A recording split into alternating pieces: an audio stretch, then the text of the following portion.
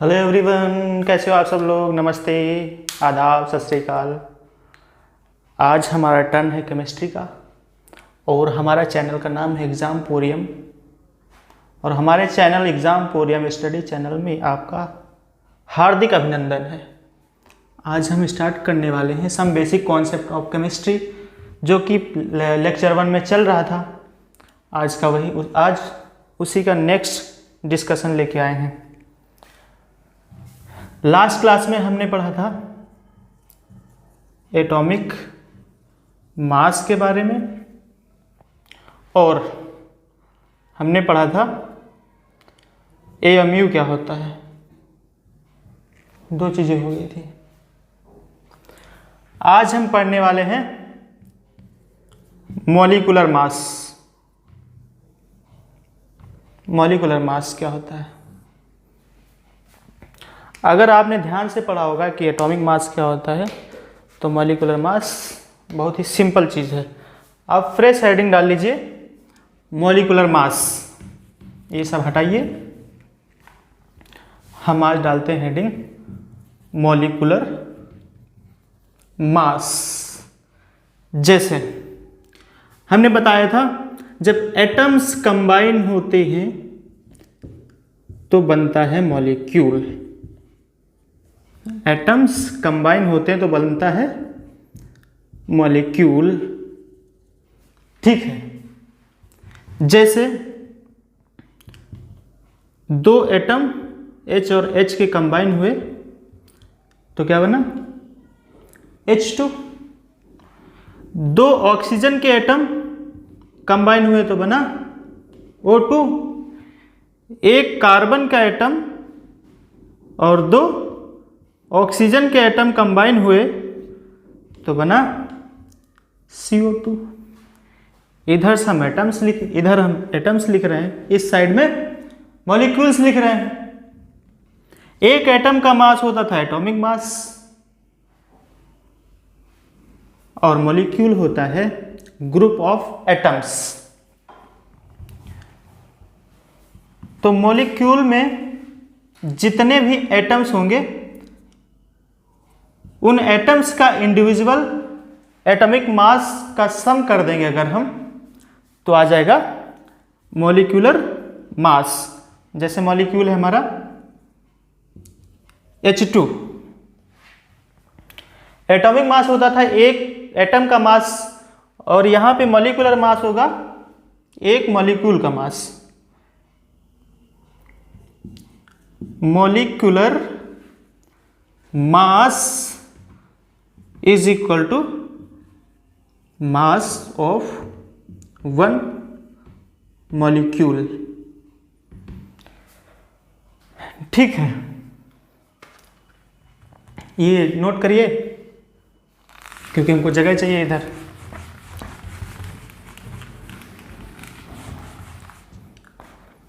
molecular mass is equal to mass of one molecule and one molecule has two atoms of hydrogen। अगर H2 का molecular mass निकालना है आपको तो क्या करेंगे? 1 + 1, क्योंकि इसमें दो हाइड्रोजन है। Molecular mass of H2 is equal to atomic mass of first hydrogen plus atomic mass of second hydrogen. It becomes 2 gram per mole. ठीक है। जब हम ग्राम पर मोल में लिखते हैं तब इसी को बोलते हैं मोलर मास। किसका है? Molar mass of H2। ठीक है, आ रहा समझ में?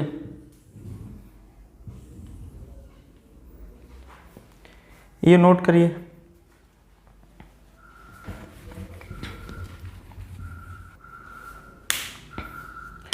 देखो, ये तो हो गया मॉलिक्यूलर मास। इसके पहले हमने पढ़ा एटॉमिक मास। लेकिन बाद में बोला गया कि कार्बन, जैसे कार्बन का 3 आइसोटोप होता है, कार्बन 12, कार्बन 13, कार्बन 14। तो अब क्या किया जाए, इसके तो 3 मास हो गए, 3 एटॉमिक मास, कौन सा वाला लिया जाए। तो इस प्रॉब्लम को दूर करने के लिए बोला गया कि आप एवरेज एटॉमिक मास कैलकुलेट कर लीजिए। अब एवरेज एटॉमिक मास कैसे कैलकुलेट किया जाएगा, उन्होंने बोला कि एवरेज एटॉमिक मास, बोला गया कि जो परसेंटेज एबेंडेंस है हर आइसोटोप का एबेंडेंस, और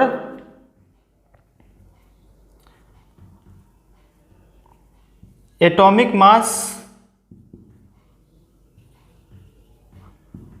को आप मल्टीप्लाई कर दीजिए और उनको सम कर दीजिए आप।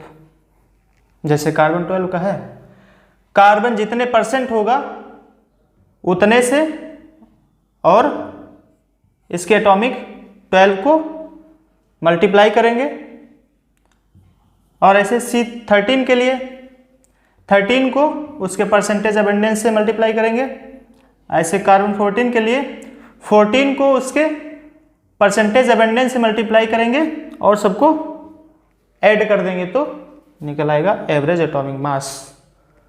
अगर ये आपको समझ में नहीं आया है तो आप एग्जाम्पल देख लीजिए, आपको क्लियर हो जाएगा।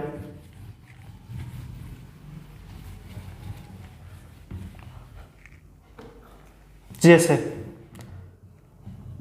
इधर आइसोटोप्स हम लिख रहे हैं और बीच में परसेंटेज एबेंडेंस, इधर एटॉमिक मास AMU में कार्बन के 3 isotope C12, C13, C14। Carbon 12 जो होता है सबसे ज़्यादा नेचर में पाया जाता है, ये 98.892% होता है, और कार्बन 13 1.108% होता है, और कार्बन 14 2 × 10⁻⁻10 सबसे कम परसेंटेज कार्बन 14 का होता है। ठीक है, इसका एटॉमिक मास AMU में होता है 12.0, मतलब 12, और इस 13 का 13.00335 होता है, और कार्बन 14 का 14.00317 होता है। हमने कहा अगर एवरेज एटॉमिक मास निकालना है इसका, तो आप atomic mass of isotope into percentage abundance of isotope को मल्टीप्लाई करिए और सबका ऐसे मल्टीप्लाई करके ऐड कर दीजिए आप, तो निकल आएगा।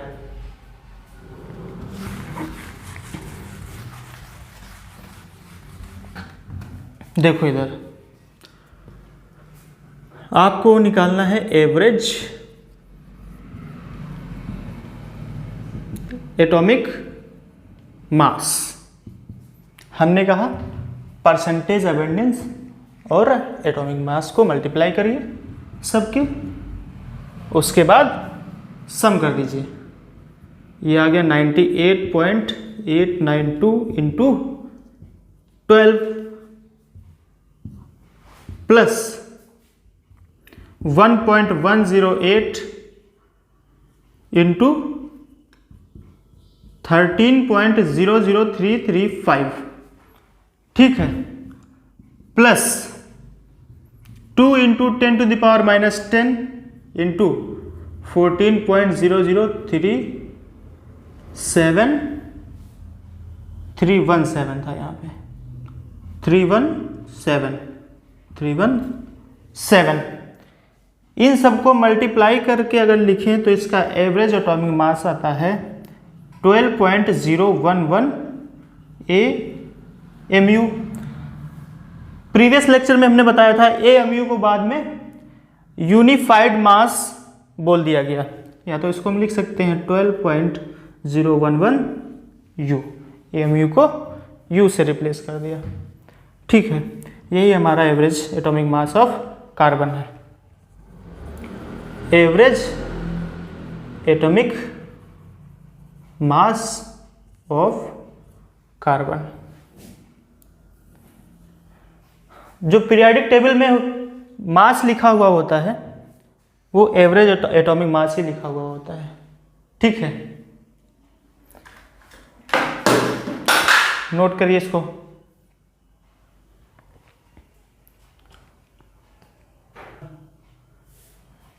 जो नेक्स्ट हमारी हेडिंग रहेगी वो रहेगी फॉर्मूला मास। अभी तक हमने पढ़ा था average atomic mass and molecular mass. जैसे हमने कहा मॉलिक्यूलर मास ऑफ, आप निकालिए HCl का, तो आप कहेंगे 1 + 35.5 इज इक्वल टू 36.5, ये बोलेंगे, ठीक है। 36.5 AMU बोलेंगे। एक मॉलिक्यूल का मास AMU में लिखते हैं हम लोग। अगर इसी को हमने लिख दिया 36.5 ग्राम पर मोल, तो इसको बोलते हैं मोलर मास ऑफ HCl, ठीक है। HCl नेचर में इसी फॉर्म में होता है, लेकिन कुछ मॉलिक्यूल्स हमारे ऐसे एग्जिस्ट नहीं करते हैं। For example NaCl। NaCl दिख तो रहा है 1 atom of sodium and 1 atom of chlorine, लेकिन ऐसे होता नहीं है। आप जब सॉलिड स्टेट में पढ़ेंगे तो आपको पता चलेगा जो Na+ होता है, Na+ 6 क्लोरीन एटम से सराउंडेड रहता है। इन NaCl Na+ surrounded by 6 Cl- ions and Cl- is surrounded by 6 Na+ ions। देख रहे हो ना, NaCl इस फॉर्म में एग्जिस्ट नहीं करता है। जैसे ये बीच में Na+ है तुम्हारा, कैसे बनाए 3D स्ट्रक्चर, ये मिटा रहे हैं। ये देखिए 1 2 3 4 5 6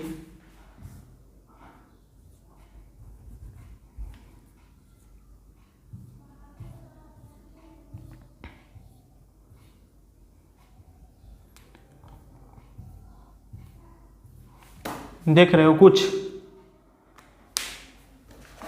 जो यहाँ पे ब्लू वाले सर्कल हैं, इनको हम क्या माने Na+, इसको हम बोल रहे हैं Na+ है। और इनके बीच बीच में ये Cl-,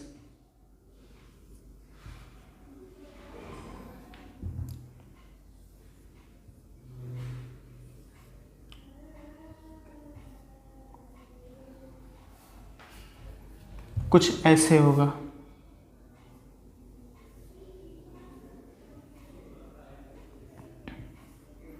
बीच बीच में Cl-,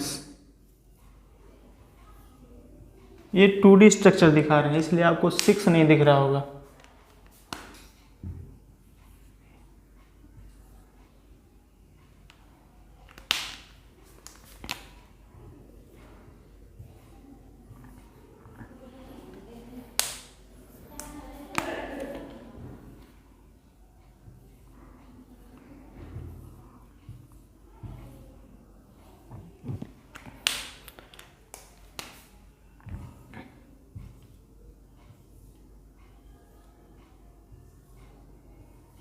ऐसे स्ट्रक्चर रहता है।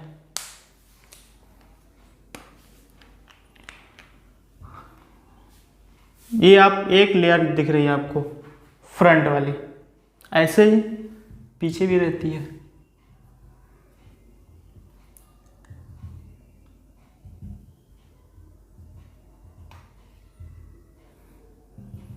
ऐसी लेयर पीछे रहेंगी। आप कहीं बीच में देखेंगे, Na+ एटम को बीच में देखेंगे तो आपको मिलेंगे 6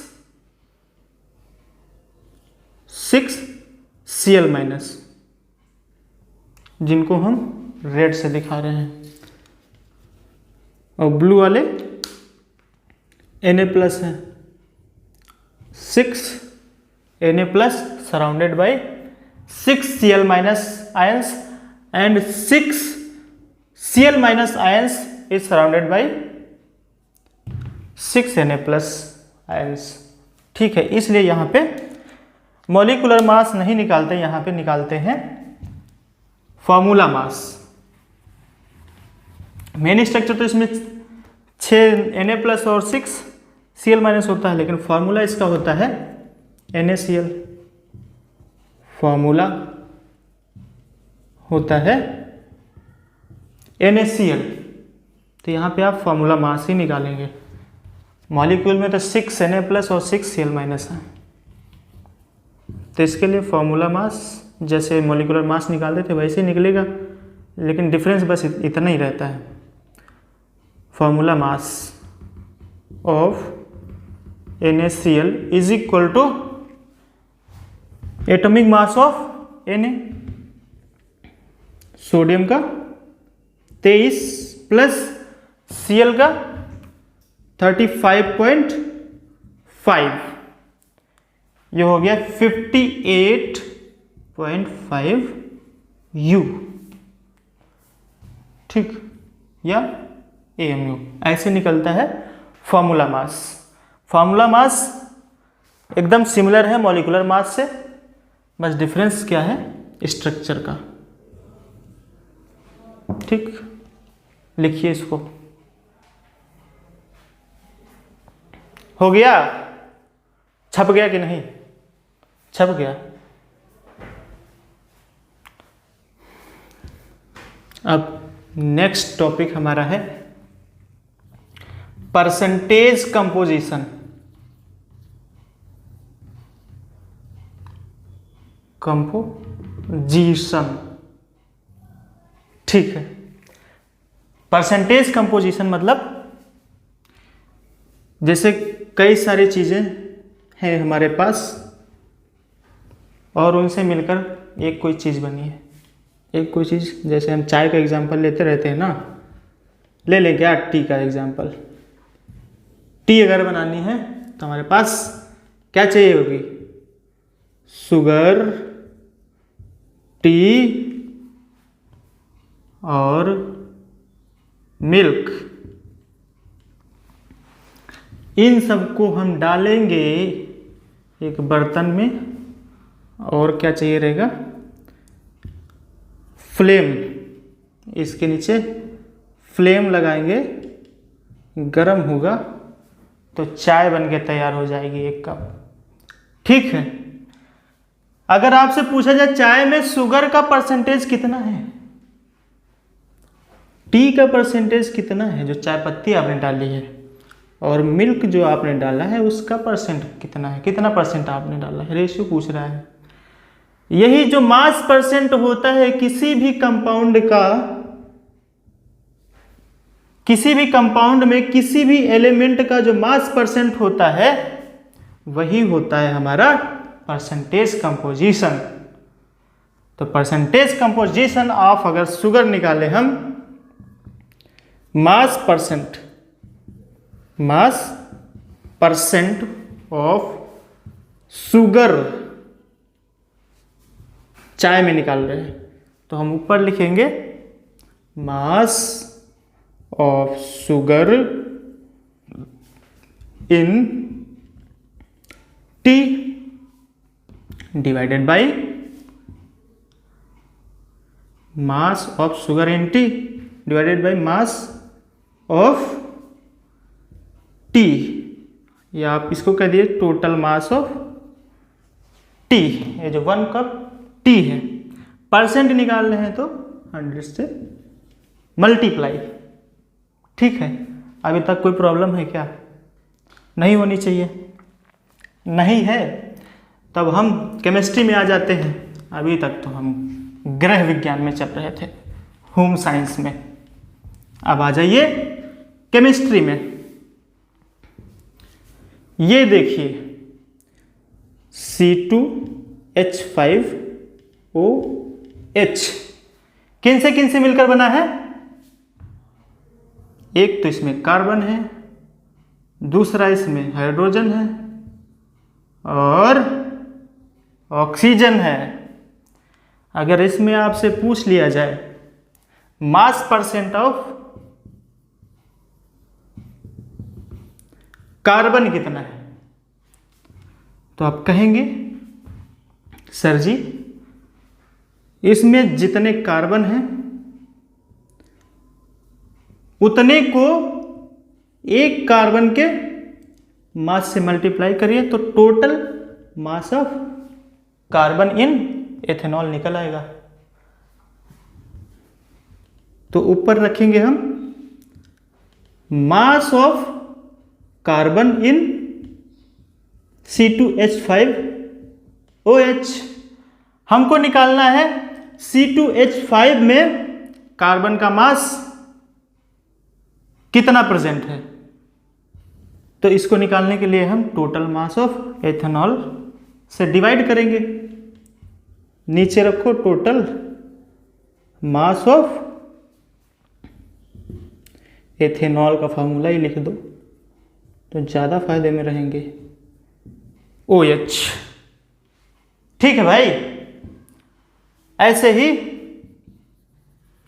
मास परसेंट ऑफ हाइड्रोजन, तो आप लिखेंगे mass of hydrogen in C2H5OH divided by, percent निकाल रहे हैं तो 100 से multiply, total mass of C2H5OH into 100। ये लिख लिया। ऐसे ही ऑक्सीजन का निकलेगा। 3 आइटम से तो मिलके बना है ये, बस नंबर ऑफ आइटम्स डिफरेंट है इसमें। कार्बन के 2 आइटम हैं, हाइड्रोजन के 5, 1, 6 हैं, ऑक्सीजन का 1 है। 2 के लिए हमने लिख दिया है, थर्ड के लिए आप लिख लीजिएगा। अब हम कैलकुलेशन करके दिखाते हैं कैसे होगा इसका।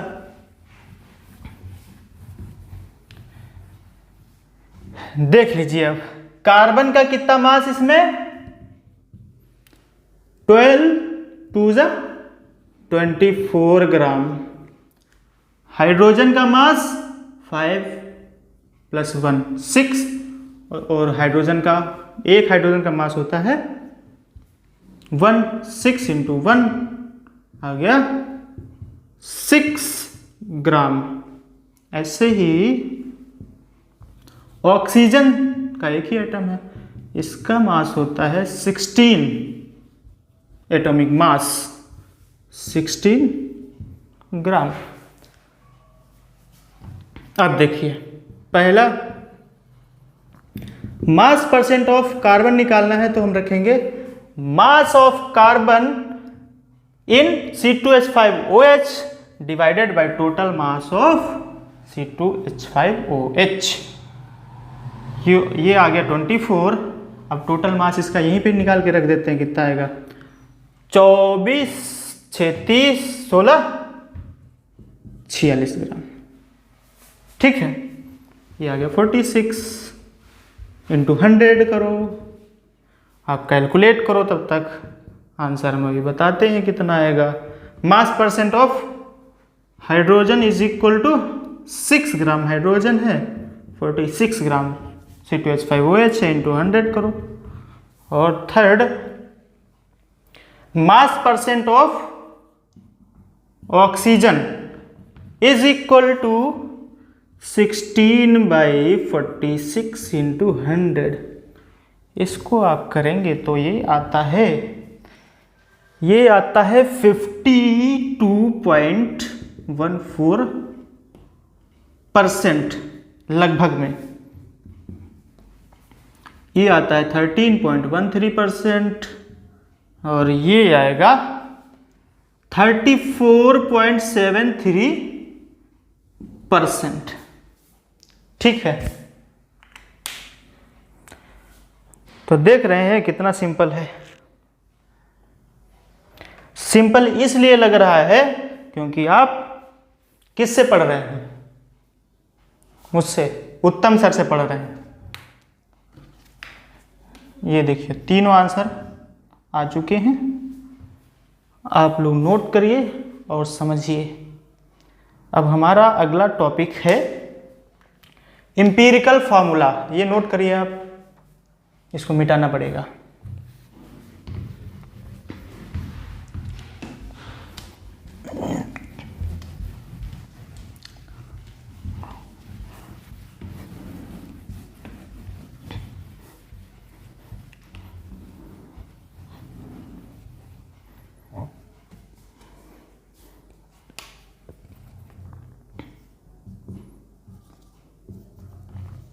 एम्पिरिकल फॉर्मूला दिखाई पड़ रहा है? देखो, एम्पिरिकल फॉर्मूला, आगे हेडिंग डाल लीजिए of empirical formula for molecular formula.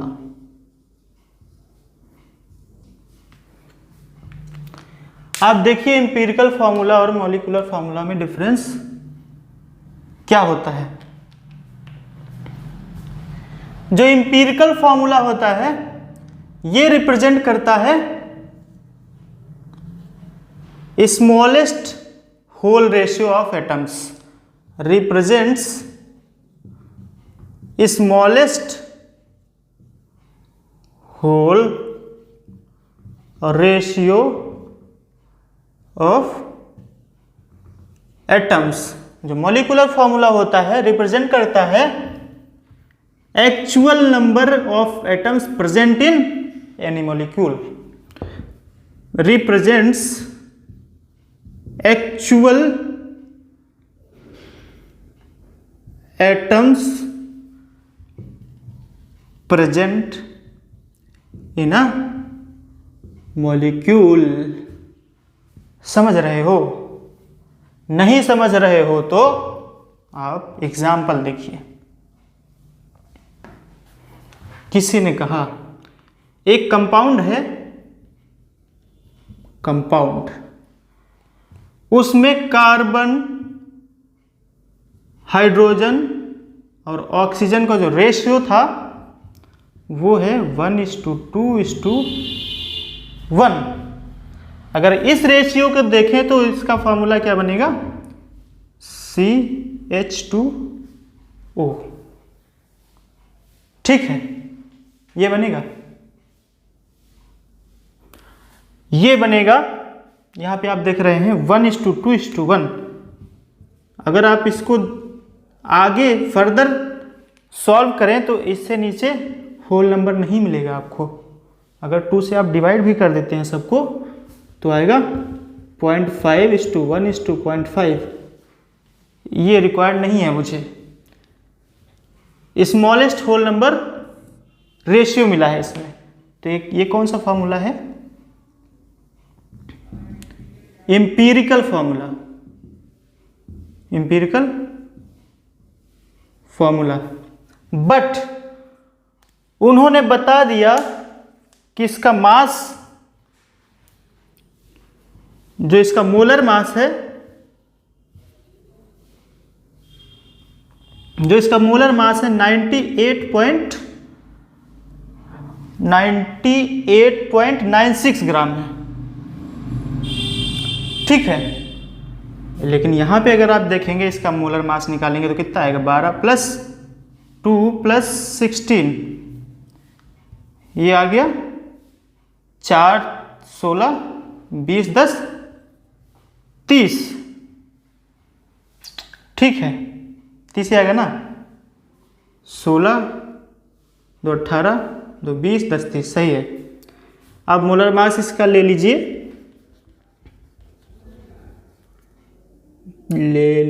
आप 60 ले लीजिए, 60 ग्राम।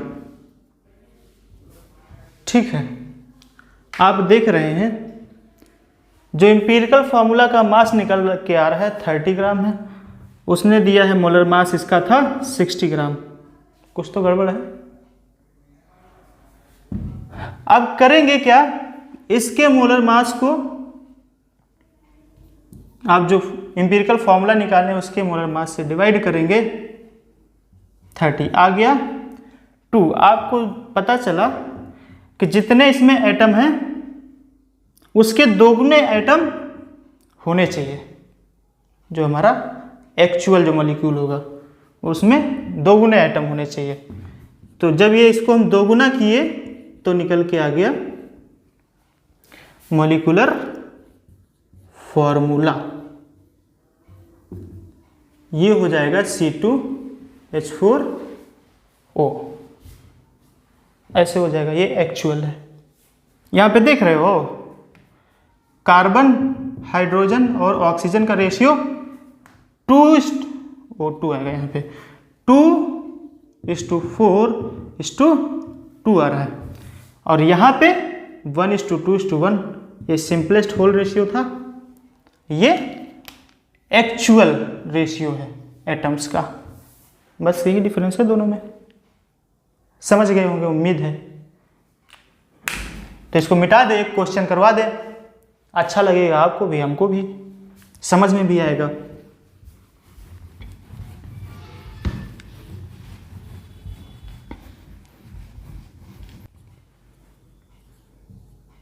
क्वेश्चन का हम सॉल्यूशन बताने जा रहे हैं। ठीक है, क्वेश्चन आपको साइड में स्क्रीन पे दिख रहा होगा। क्वेश्चन बोल रहा है a compound contains 4.07% hydrogen. Hydrogen कितना है, 4.07% हाइड्रोजन है, और 24.27% कार्बन। कार्बन है 24.27%, और क्लोरीन है 71.65% है। और दिया है जो कंपाउंड का मोलर मास है, मोलर मास कंपाउंड का है 98.96 ग्राम।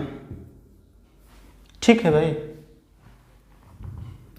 बोल रहा है कि एम्पिरिकल फार्मूला और मॉलिक्यूलर फार्मूला दोनों आप निकाल के बता दीजिए, एंड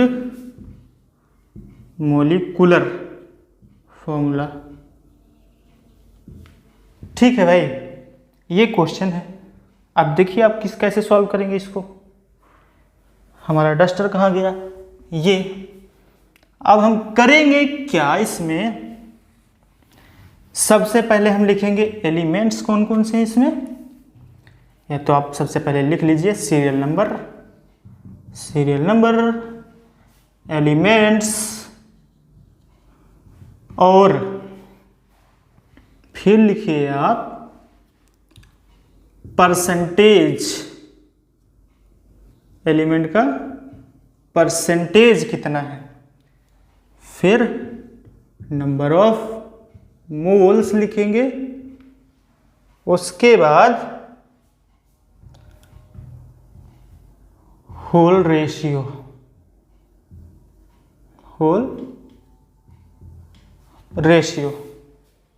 अब टेबल बनाएंगे इसमें।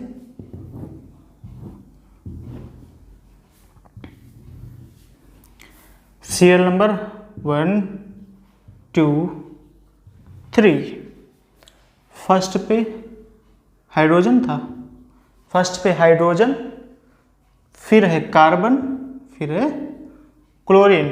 हाइड्रोजन का परसेंटेज 4.07 और कार्बन का परसेंटेज 24.27%, क्लोरीन का परसेंटेज 71.65%।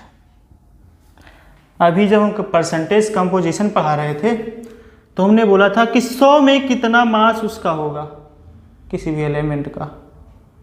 100 ग्राम अगर कोई भी एलिमेंट लें, 100 ग्राम कोई भी मॉलिक्यूल लें तो उसमें किसी भी एलिमेंट का मास कितना होगा, उसी को बोलते हैं परसेंटेज कंपोजिशन। इसमें परसेंटेज कंपोजिशन आपको दिया है। कहने का मतलब है 100 ग्राम अगर ये वाला कंपाउंड लें जो हम अभी बनाने जा रहे हैं, 100 ग्राम अगर कंपाउंड लें तो उसमें हाइड्रोजन होगा 4.07 ग्राम, कार्बन होगा 24.27 ग्राम और क्लोरीन होगा 71.65 ग्राम। इस टेबल में हमको निकालना है number of moles of every atom. Number of moles निकालने का फॉर्मूला होता है N is equal to number of moles is equal to mass by molar mass. ठीक है, इसका मास दिया है 4.07, मोलर मास इसका 1 ही होता है। ऐसे 24.27 इसका मोलर मास कार्बन का 12, क्लोरीन का मास दिया है 71.65 और divided by molar mass of chlorine 35.5। ये देखिए इधर 1 से डिवाइड करेंगे तो इतना ही आएगा 4.07, इसको डिवाइड करेंगे तो आएगा 12, 2 जा 24, पॉइंट लगाया, 0 बढ़ाया, लगभग में 2.02 आता है। ये भी इतना ही शायद आएगा 2.02। अब क्या करें, अब देखेंगे तीनों में से स्मॉलेस्ट कौन सा है। 1 2 3, ये दोनों बराबर हैं, इसको मान ले स्मॉलेस्ट। अब स्मॉलेस्ट नंबर ऑफ मोल से सबको डिवाइड करिए। 4.07 by 2.02, 2.02 divided by 2.02, 2.02 divided by 2.02। ठीक है, ये आएगा लगभग 2, ये आएगा 1, ये आएगा 1। देख रहे हो, वो बोल रहा है हाइड्रोजन जो है उसमें 2 हैं, कार्बन है 1, क्लोरीन है 1।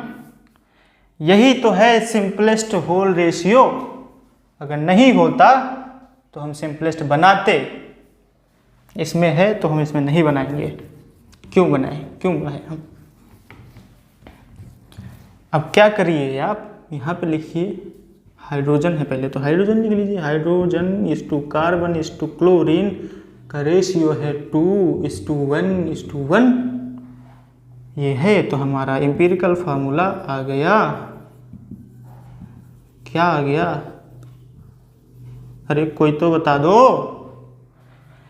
एम्पिरिकल फार्मूला हमारा आ गया H2 CCl या कह दें हम CH2Cl। मगर एक बात ध्यान रखना, ये तो एम्पिरिकल फार्मूला है, उसमें जो बताया है जो मोलर मास है आपका 98.96 ग्राम है, कि इसमें आपको 98.96 ग्राम दिख रहा है इसका मास? नहीं दिखेगा। अगर दोनों बराबर आएगा तो एम्पिरिकल फार्मूला और मॉलिक्यूलर फार्मूला दोनों सेम आएगा। इसको अगर करें 12 प्लस 2 प्लस 35.5 तो आएगा ये 49.5। दिख रहा है नीचे? नहीं दिख रहा है? 49.5 ग्राम देख लो। इसका मास तो दिया था मोलर मास 98.96। इसका मतलब है कि जितने इसमें एटम हैं उससे डिफरेंट हैं मॉलिक्यूलर फार्मूले में मॉलिक्यूलर फार्मूले में जो रेशियो है एटम्स का इससे डिफरेंट है कुछ। तो अब क्या करिए आप, जो गिवन मोलर मास है उसको डिवाइड कर दीजिए आपके एम्पिरिकल फार्मूला मास से, तो आपको एक रेशियो निकल के आएगा। उसको अगर हम x बोल दें, x इज इक्वल टू, एक तो आंसर आपका आ गया यहाँ पे फार्मूला एम्पिरिकल फार्मूला, और ये फार्मूला मास। ऊपर रखेंगे एम्पिरिकल फार्मूला, सॉरी, ऊपर रखेंगे मोलर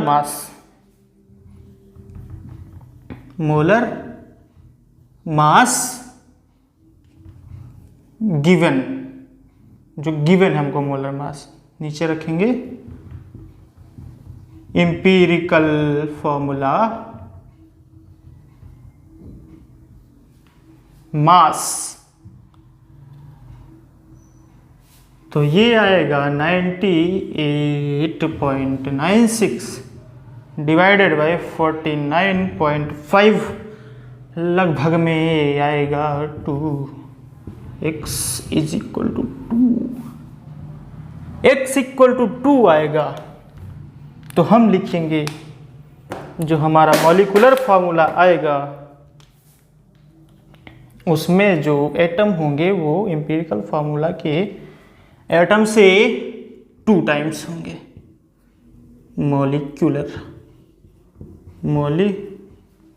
दिख रहा है ग्रीन कलर साफ? मॉलिक्यूलर फॉर्मूला होगा हमारा, जो एम्पिरिकल फार्मूला निकला था उसका ट्वाइस करिए आप, तो निकल के आया C2H4Cl2। ठीक है, समझ में आया? हम चेक कर लें सही आंसर आया है कि नहीं। सही आया है एकदम, ठीक है, 100% करेक्ट आंसर आया है। तो ये प्रोसीजर है हमारा एम्पिरिकल फार्मूला निकालने का और मॉलिक्यूलर फार्मूला निकालने का। आप नीट में देखेंगे इससे छोटे छोटे और इस लेवल के बहुत सारे क्वेश्चन आए हैं, 5, 6, 7, 8, 4-5 तो आए होंगे जैसा कि मुझे पता है। ठीक है, आज के लिए इतना ही। पढ़ते रहिए, मुस्कुराते रहिए, खाते पीते रहिए और वजन बढ़ाते रहिए। माइंड का भी वजन बढ़ाते रहिए, दिल की गहराई को बढ़ाते रहिए और पढ़ते रहिए। Bye bye, see you again, Tata.